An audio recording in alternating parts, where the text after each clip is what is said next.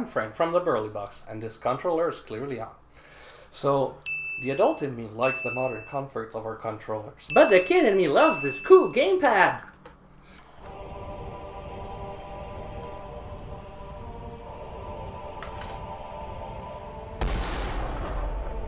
Whoa! Wow, look at this thing! So, this is the 8BitDo SF30 Pro, or SN30 Pro. The SF30 Pro is the Super Famicom version, which you should see a picture of right here. It's the colored button edition for the Japanese Famicom, Super Famicom, sorry.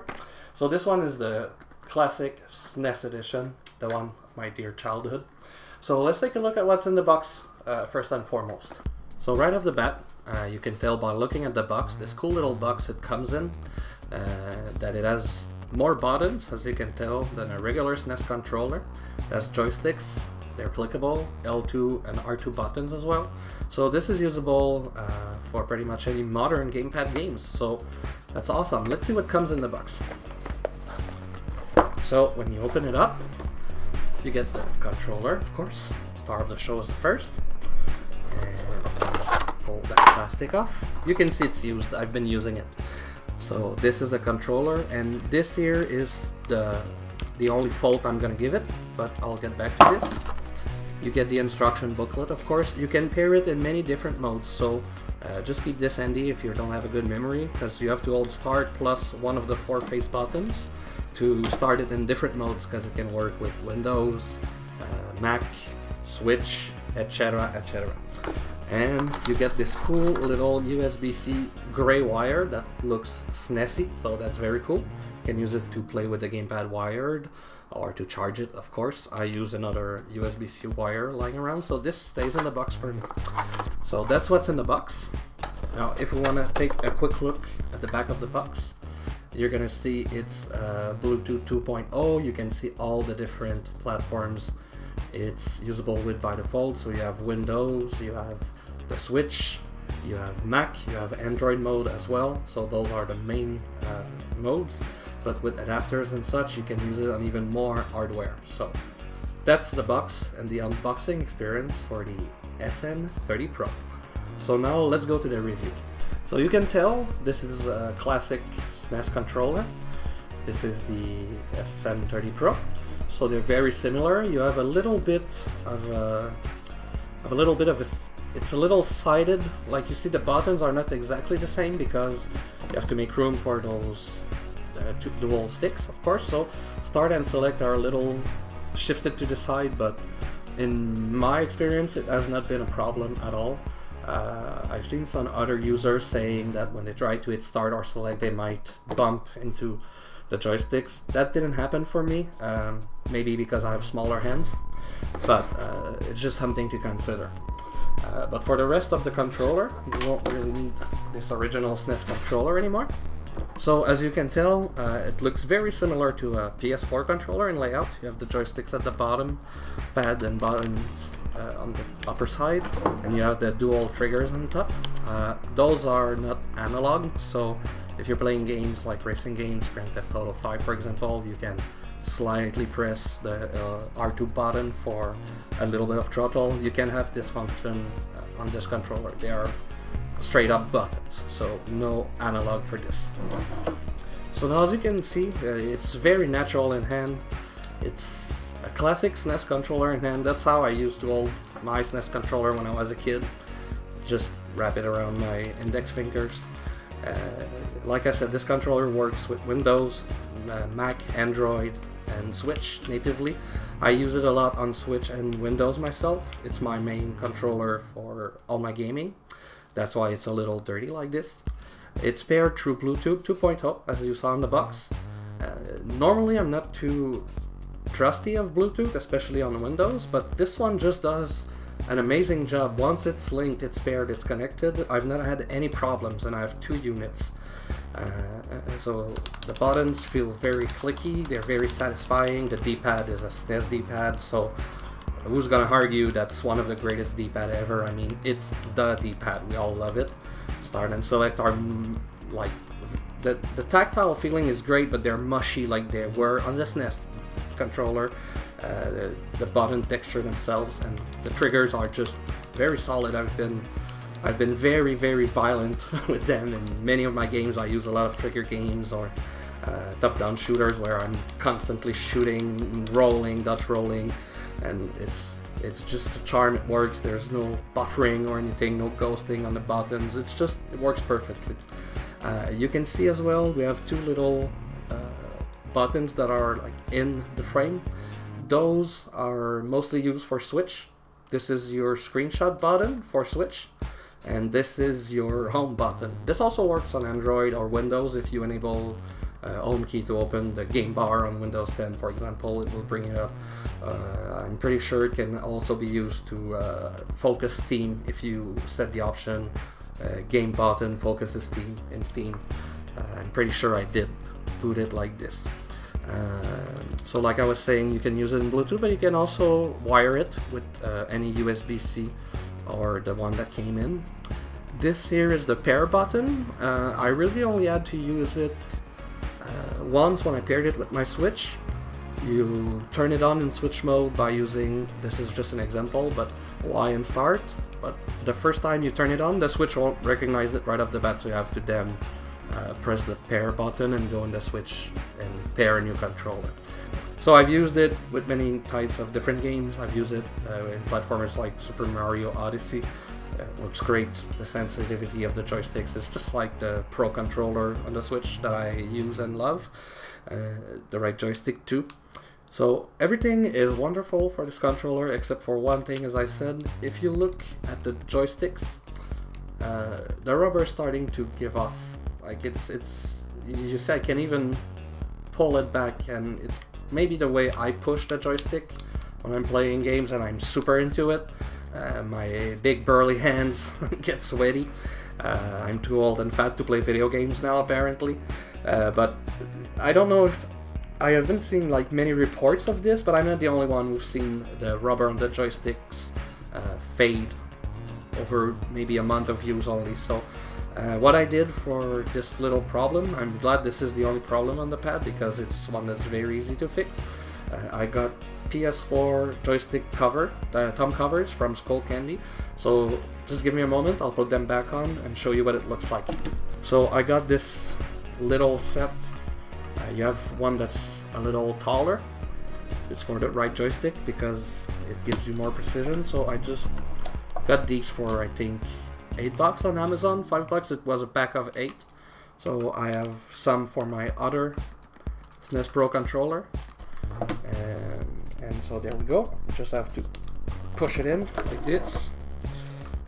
And you're gonna protect the rubber that disintegrates on the gamepad. So it's much better to just do it off the bat so you don't even start having rubber problems on your joystick. You're gonna save it from the start. And I recommend this little combo because this makes your right joystick a little taller, so you gain a little more precision. If you want to play FPS games, I play Doom a lot on the Switch. I love this game, so if you want to be a little more precise, it gives you a little more travel distance on your right stick, and the left stick stays just as low as it should be, and it's quicker to push in a full direction. You can also have both higher, both lower. It's a question of preference, of course. I just thought it was nifty that the kit I bought thought about the travel distance of the right joystick. So that's pretty much the SN30 Pro. Like I said, there's a SN30 Pro edition as well. It's, instead of having the purple colored buttons with the convex and concave shapes, it's the European or Japanese Super Famicom with the colored buttons here, and they're all convex. So it's a question of preference. Of course, I grew up with this one, so it was a no-brainer for me when I saw it. And after using it for a few months, I bought another one, and me and my girlfriend are enjoying playing with them on the PC or on the Switch. They are great controllers, highly recommended, except for the joysticks. They're good themselves when you play.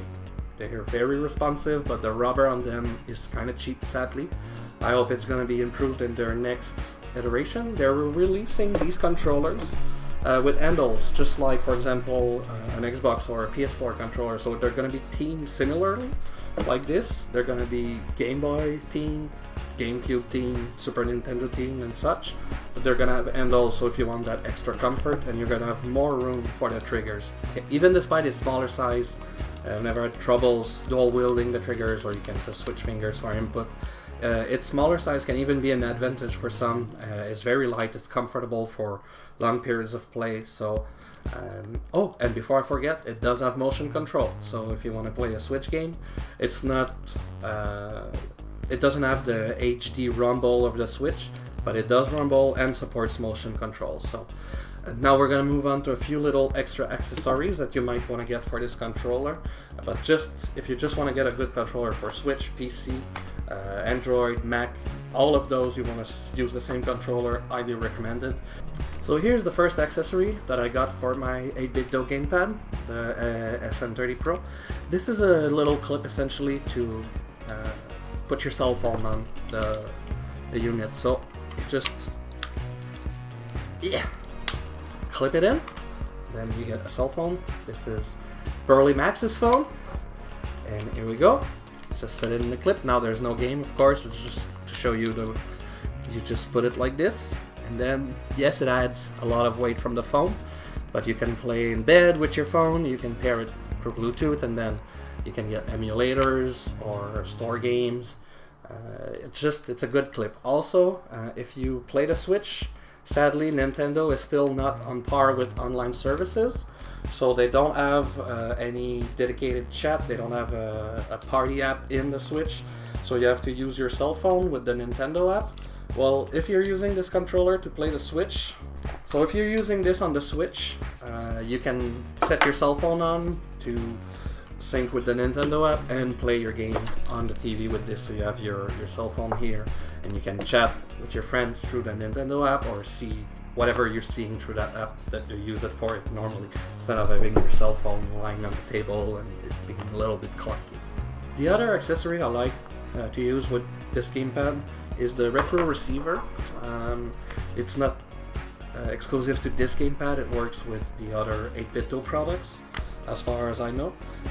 You can, as you see, the connection is for the NES Classic, SNES Classic. So you can plug this in an NES or SNES Classic and use your 8BitDo controller wirelessly. So it gives you a pretty authentic experience, but wireless. It's very cool.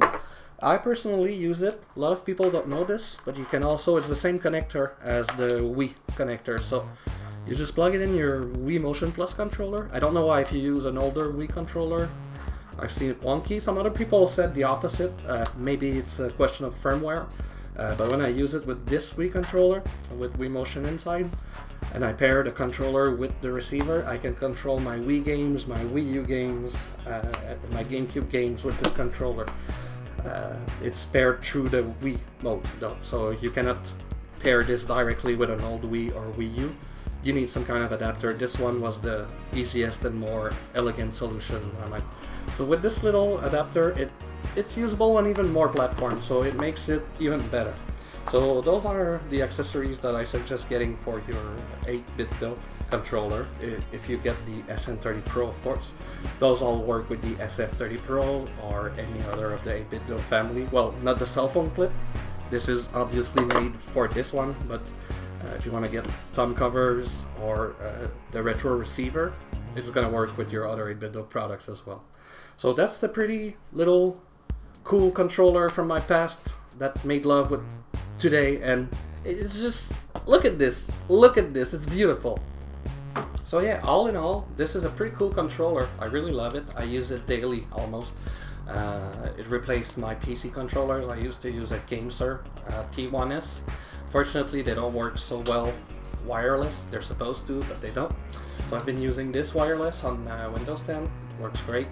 Been using it on Android. Android and controllers have a mixed history, but this is the best Android controller I have used as far as dead zones go for the joysticks, responsive time, everything like this. It's so versatile, so beautiful. So look at it. People see it on my table and they're like, oh, what is that?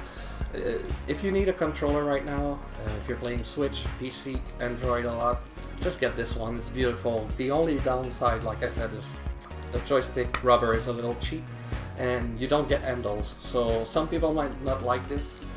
If you played a lot of Super Nintendo when you were a kid, you're gonna feel immediately at home, especially if you play virtual console games with it, stuff like this. I played through Mega Man X with this controller and it was a dream, so I highly recommend it. 4.5 out of 5 if we have to give it a scale.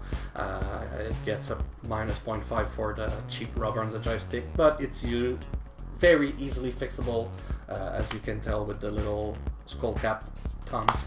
Use some for PS4, they have the exact same shape. Thank you very much, that was Frank for the Broly Box. Have a nice day.